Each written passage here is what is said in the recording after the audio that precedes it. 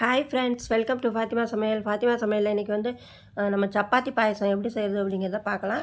இது ரொம்ப டேஸ்டியாக, ரொம்ப வீணாக போகிற சப்பாத்தியெல்லாம் இந்த மாதிரி போட்டுடலாம். காலையில் சப்பாத்தி செஞ்சால் நைட்டு செஞ்சது மீதி இருந்தால் காலையில் நம்ம மீந்து போன சப்பாத்தியை தான் இப்போ நம்ம செய்ய போகிறோம். அதை கொஞ்சம் ஃப்ரிட்ஜில் வச்சுருந்தாலும் எடுத்து செஞ்சுக்கலாம். இந்த மாதிரி இருக்கும். அதில் கொஞ்சம் எண்ணெய் விட்டுட்டு நம்ம சப்பாத்தியை நல்லா பிச்சுட்டு கையிலே பிச்சு எடுத்துகிட்டு அதை போட்டு அப்படியே பொரித்து எடுத்துக்கலாம். நம்ம முழுசாக கூட எண்ணெய் பொரித்து எடுக்கலாம். ஆனால் அதுக்கு எண்ணெய் நிறைய விடணும்.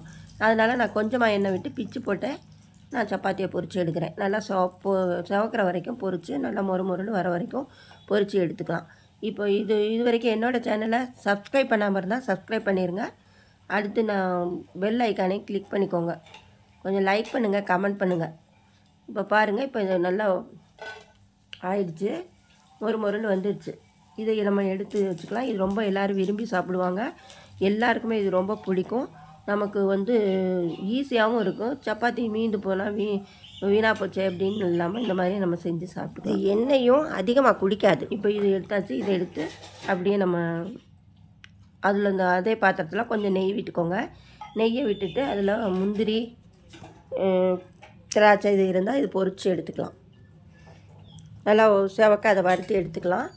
அதை வறுத்து எடுத்து ஒரு பாத்திரத்தில் தட்டில் வச்சுக்கோங்க. இப்போ வந்து இது வந்து பாருங்கள், நல்லா செவக்கட்டும். இது வந்து நம்ம மேலே நம்ம செஞ்சுட்டு ரொம்ப சூப்பராக சாப்பிடுவாங்க. எல்லாருக்குமே ரொம்ப பிடிக்கும்.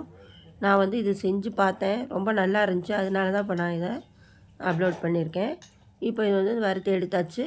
இதிலே பால் விட்டுக்கோங்க. ஒரு 2-3 ஏலக்காய், நமக்கு தேவையான ஏலக்காயை கொஞ்சம் நல்லா சூடு ஏற்றிட்டிங்கன்னா அந்த இதை பவுட்ரு பண்ணும்போது, சப்பாத்தியை பவுட்ரு பண்ணும்போது அது கூடவே போட்டு ஏலக்காயும் பவுட்ரு பண்ணி எடுத்துக்கோங்க.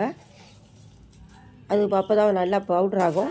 பவுட்ரு பண்ணி எடுத்துகிட்டு 1-2 அது சப்பாத்தியில் அரைப்படாமல் இருக்கிறது கூட ஒன்றும் ஆகாது. அப்படியே போட்டுக்கலாம். இல்லை வேணான்னா அதை பொறுக்கி எடுத்துருங்க. இந்த மாதிரி அதை எடுத்துடலாம். ஏன்னா நம்ம உடனே ரொம்ப நேரம் வேக விட வேண்டியதில்லை. பால் கொதிக்கிறது மட்டும்தான் வேலை. இதை போட்ட உடனே அது வெந்துடும். உடனே சாப்பிடலாம். உடனடியே பாயசம் ரெடி ஆயிரும். இப்போ வந்து அதே பாத்திரத்தில் கொஞ்சம் பாலை ஊற்றிடுங்க. நமக்கு தேவையான அளவுக்கு பால் விட்டுக்கலாம். பால் விட்டு பால் கொதித்த உடனே இந்த நம்ம இந்த சப்பாத்தி பவுட்ரை அதில் போட்டு கிண்டிடுங்க.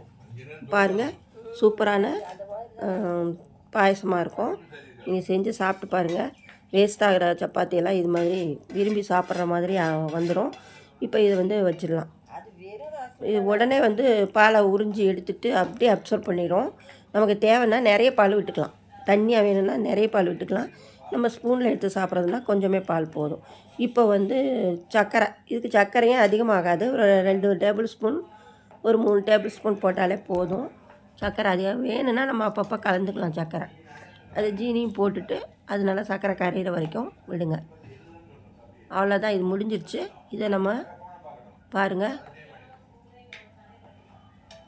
நல்லா ரெடி ஆயிடுச்சு. அப்படியே எடுத்து பவுலில் போட்டுக்கலாம்.